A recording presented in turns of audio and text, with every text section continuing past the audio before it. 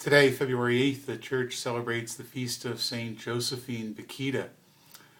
Josephine was born in Sudan in the late 1800s into a family that was sadly victimized by the slave trade.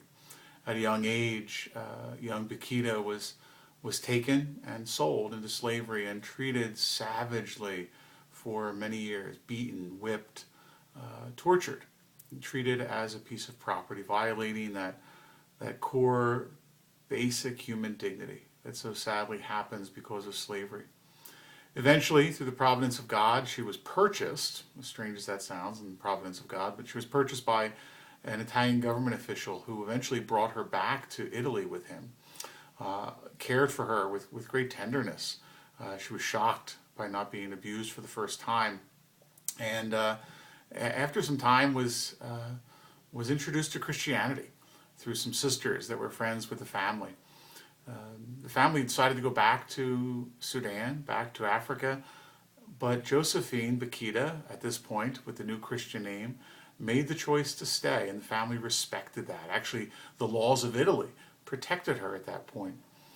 Soon she became a religious sister, professing vows in the Canisian Daughters of Charity, and worked at their school that they ran in Italy for girls. On one occasion, a girl said to her, "What would you do if you met your captors, those who originally stole you and sold you into slavery?" And after a pause, St. Josephine Bakhita said she'd kiss them and she'd thank them, because it was through them that she made it to Italy, through them that she came to know Christ. An amazing response. The woman was free of bitterness, free of anger, despite the pain that she carried on her body, her physical person. She perfectly embodies for us what it means to be a new creation in Christ. Her relationship with Christ truly changed Josephine Bakhita, so that the moment she met Christ, everything was different. Friends, can the same be said of us?